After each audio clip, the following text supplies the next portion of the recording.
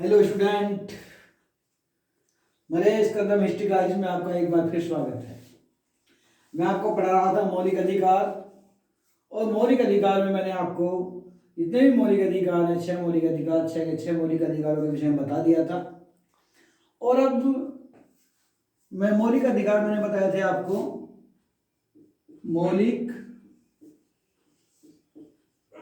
अधिकार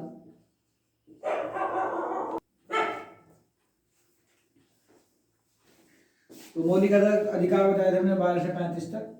उसमें मैंने तुम्हें सभी समानता का अधिकार भी, स्वतंत्रता का अधिकार भी, शोषण के विरुद्ध अधिकार तीसरा, चौथा जो बताया था मैंने आपको धार्मिक और शिक्षा का अधिकार, एक बताया था मैंने आपको जो है सांस्कृतिक और शिक्षा का अधिकार, एक बताया था आपको संवैधानिक उपचारों का अधिकार। तो ये मैंने आपको बता दिए थे। मैं आज आपको बताने वाला हूँ जो अनुच्छेद 32 है, अनुच्छेद 32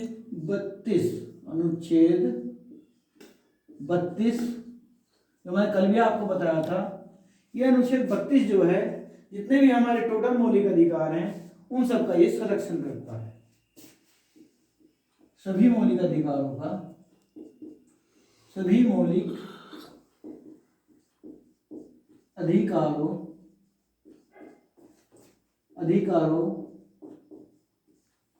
का संरक्षण करता है। तो मैंने बताया था, कल ही बताया था कि अनुच्छेद 32 के तहत सुप्रीम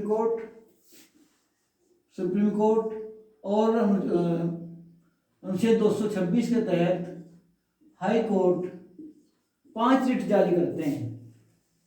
मैंने 5 रिट जारी करते हैं। उन 5 रिटों में वो कौन कौन सी रिट हैं?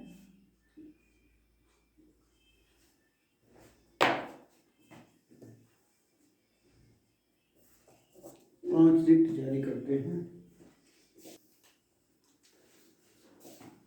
तो अनुच्छेद 32 के तहत सुप्रीम कोर्ट और 224 अनुच्छेद 226 के तहत हाई कोर्ट यानी उच्च न्यायालय और ये सर्वोच्च न्यायालय, ये 5 रिट जारी करते हैं, जिससे जो मौलिक अधिकार हैं, जो 6 के 6 मौलिक अधिकार हैं, उन सभी का संरक्षण, यानी 5 जो ऊपर के मौलिक अधिकार थे उन सब का संरक्षण अनुच्छेद 32 के तहत होता है। जिसको मैंने कल आपको बताया था कि डॉक्टर अम्बेडकर ने अनुच्छेद 32 को ही, यानी संवैधानिक उपचारों का जो अधिकार है उसको ही संविधान की आत्मा कहा है। तो वो जो 5 रिट है, 5 रिट कौन कौन सी हैं? 5 रिट जारी करते हैं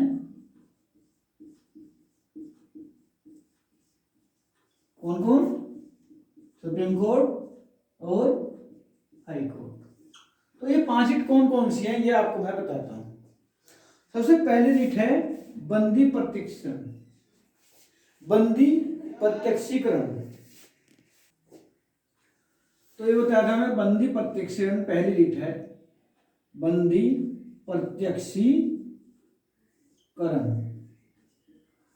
जैसा कि नाम से ही विदित हो रहा है, बंदी यानी इसका अर्थ है कि जब किसी व्यक्ति को गिरफ्तार किया जाता है, यानी उसको जब गिरफ्तार किया जाता है तो उसको 24 घंटे के अंदर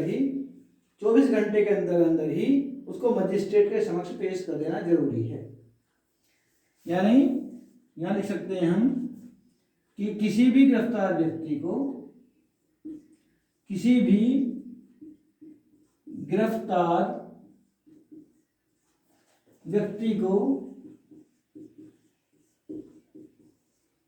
कब तक? 24 घंटे के अंदर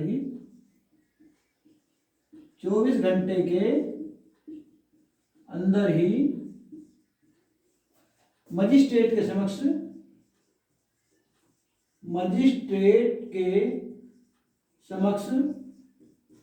पेश कर देना चाहिए। और ये मैंने आपसे पहले अनुच्छेद 22 में भी आपको बताया था कि ये 24 घंटे के अंदर का जो समय है उसमें व्यक्ति की गिरफ्तारी के आने और जाने, तो मैंने इसका जो आवागमन का समय है वो इसमें नहीं लगता है। ठीक है, तो ये हो गया बंदी प्रत्यक्षीकरण, ये पहली रिट है। यानी इस रिट को जारी करता है सुप्रीम कोर्ट या हाई कोर्ट,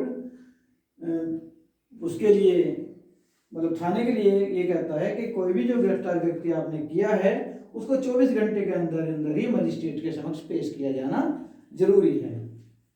और अगर किसी कारण से गिरफ्तार व्यक्ति को 24 घंटे के अंदर उसको पेश नहीं किया जाता है तो उसके लिए एक रिट मतलब इस पर जो है कोर्ट, हाई कोर्ट या सुप्रीम कोर्ट एक्शन ले सकता है कि आपने उसको गिरफ्तार करने के बाद 24 घंटे के अंदर उसको मजिस्ट्रेट के समक्ष पेश क्यों नहीं किया। दूसरा होता है परमादेश। दूसरी रिट है परमादेश। परमादेश में जैसे ही नाम से ही लग रहा है इसको आप आदेश समझेंगे। आदेश यानी ये जो सुप्रीम कोर्ट और हाई कोर्ट है, सुप्रीम कोर्ट हाई कोर्ट सरकारी अधिकारी को आदेश देता है। किसी भी सरकारी अधिकारी को, सरकारी अधिकारी को आदेश देता है, आदेश देता है, यह आदेश देता है कि अगर सरकारी अधिकारी कोई अपने कर्तव्यों का निर्वहन नहीं कर रहा है, सुप्रीम कोर्ट और हाई कोर्ट जो सरकारी अधिकारी को ये निर्देश देता है कि कोई भी सरकारी अधिकारी है वो अपने कर्तव्यों का अगर निर्वहन नहीं कर रहा है तो उसको परमादेश यानी ये रिट जारी करके ये कहता है कि आप अपने जो कर्तव्य है उसका कर्तव्य को पूरी तरह से पालन कीजिए। ठीक है, तो यानी इसको लिख सकते हैं हम कर्तव्य पालन के लिए आदेश देता है। सरकारी अधिकारी को कर्तव्य पालन के लिए, कर्तव्य पालन के लिए आदेश देता है, आदेश देता है। ओके, कोई भी सरकारी कर्मचारी अगर अपने कर्तव्य का पालन नहीं करता है तो सुप्रीम कोर्ट या हाई कोर्ट परमादेश जो रिट है उसके तहत ये रिट जारी करेगा कि आप जो है अपने कर्तव्य का पालन कीजिए। यह है परमादेश। तीसरा है, जो तीसरी रिट है वो है प्रतिषेध। प्रतिषेध,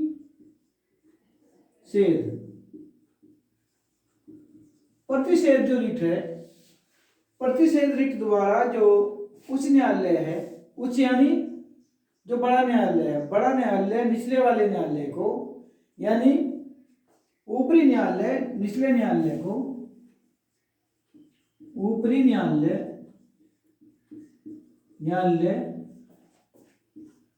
निचले न्यायालय को, निचले न्यायालय को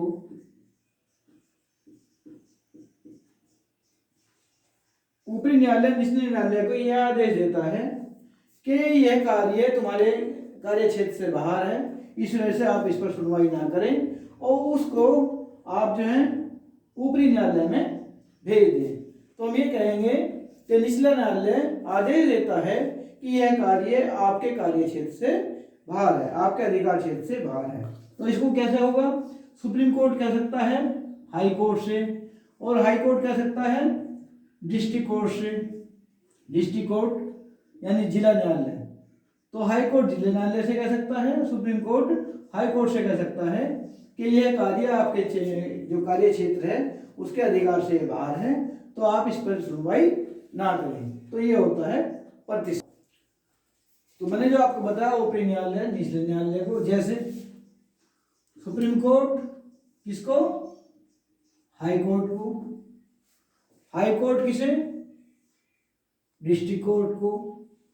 यानी सुप्रीम कोर्ट हाई कोर्ट से कह सकता है कि यह कोई कार्य आपके जो है अधिकार क्षेत्र से बाहर है, इस वजह से जो है आप उस पर सुनवाई ना करें। और हाई कोर्ट किससे कह सकता है? अपने उससे नीचे के यानी निचले न्यायालय के।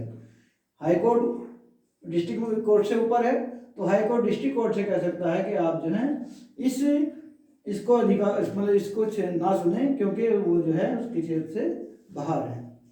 ठीक है, तो अब जो है आपको मैं एक बार फिर से आपको बताता हूँ मैंने आपको बताया कि अनुच्छेद 32 है जो सभी मौलिक अधिकारों का संरक्षण करने के लिए है, और अनुच्छेद 32 के तहत सुप्रीम कोर्ट उस पर सुनवाई करता है और 5 रिट जारी कर सकता है।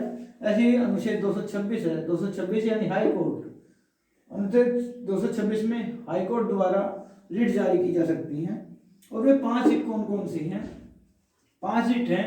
एक तो है बंदी प्रत्यक्षीकरण। बंदी प्रत्यक्षीकरण में किसी भी गिरफ्तार व्यक्ति को 24 घंटे के अंदर ही उसको मजिस्ट्रेट के समक्ष पेश करना जरूरी होगा। अगर वो 24 घंटे के अंदर मजिस्ट्रेट के सामने पेश नहीं होता है तो जो भी पुलिस अधिकारी है उसको गिरफ्तार करने वाला, उस पर जो है कार्रवाई की जा सकती है कि आपने 24 घंटे के अंदर ही गिरफ्तार व्यक्ति को मजिस्ट्रेट के सामने पेश क्यों नहीं किया है। दूसरा है परमादेश।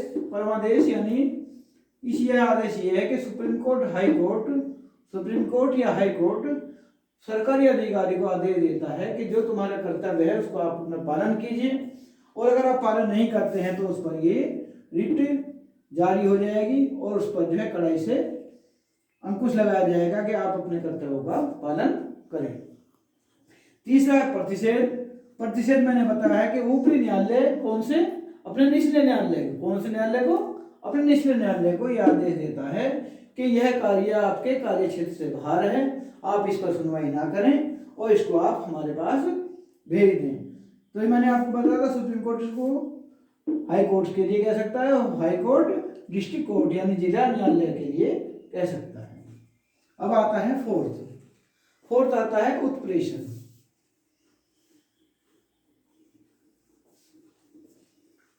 फोर्थ आता है उत्प्रेषण।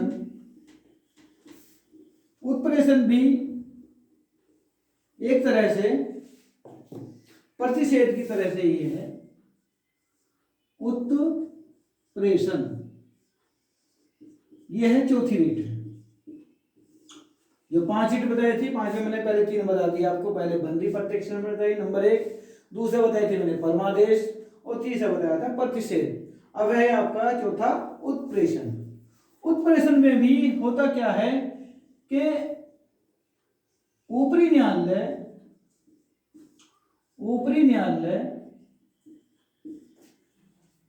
निचले न्यायालय को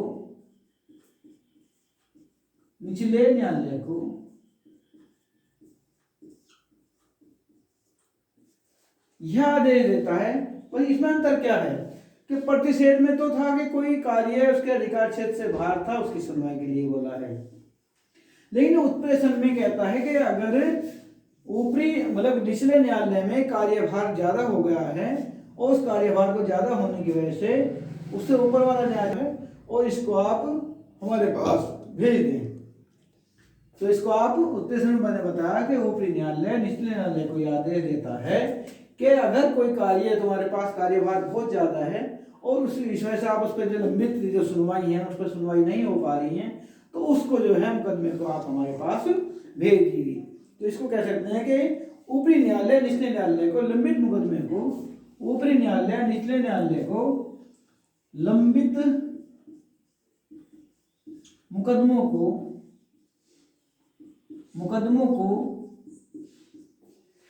अपने पास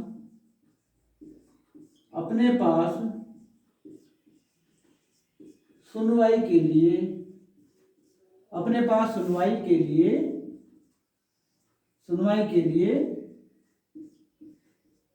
मंगा सकता है। किसे मंगा सकता है? मुकदमों को। यानी जो लंबित मुकदमे हैं, मुकदमों पर सुनवाई नहीं हो रही है, तो ऊपरी न्यायालय अपने निचले न्यायालय को आदेश दे सकता है कि आप जो हैं जो लंबित मुकदमे हैं जिन पर आप सुनवाई नहीं कर रहे हैं उन मुकदमों को आप हमारे पास भेज दीजिए, हम उस पर जो है उस पर सुनवाई करेंगे। तो उसमें भी इस तरह से ही है कि यानी सुप्रीम कोर्ट जैसे मैंने इसमें बताया था पिछले वाले प्रतिषेध में बताया था, इसी तरह से सुप्रीम कोर्ट हाई कोर्ट को और हाई कोर्ट डिस्ट्रिक्ट कोर्ट को यह आदेश जारी कर सकता है। ठीक, अब है आपका अधिकार प्रश्न। 5वां है जो 5वीं रीट है अधिकार अधिकार परीक्षा।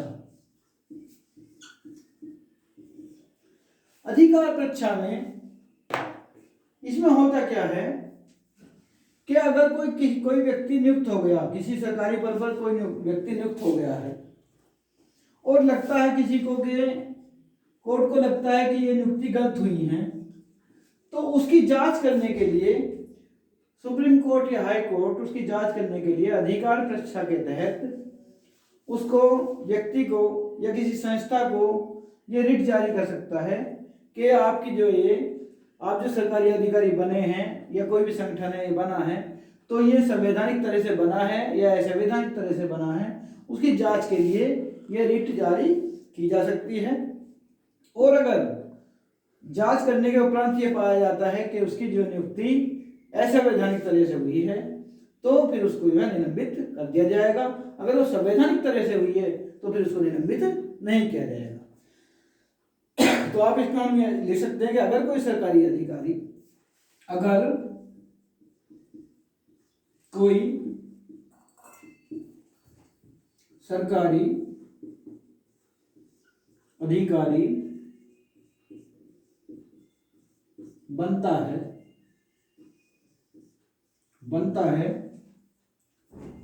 सरकारी अधिकारी बनता है और अगर वो ऐसे विधायक तरीके से बनता है, सरकारी अधिकारी असंवैधानिक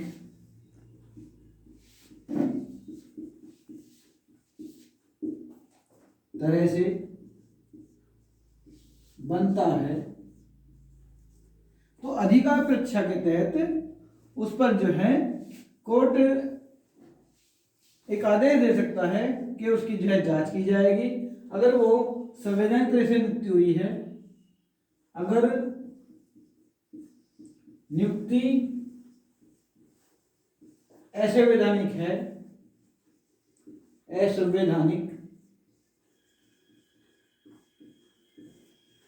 है तो क्या होगा, उसे निलंबित कर दिया जाएगा, निलंबित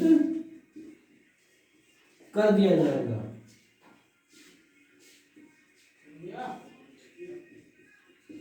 निलंबित कर दिया जाएगा यानी उसको जो है हटा दिया जाएगा। और अगर वो संवैधानिक तरीके से है तो फिर उसको निलंबित नहीं किया जाएगा। तो ये मैंने आपको बताए 5 रिट जो जारी करने के लिए बताई थी। तो आप लोग जो है इसको बार बार देखेंगे, अच्छी तरह से बार बार देखते रहें।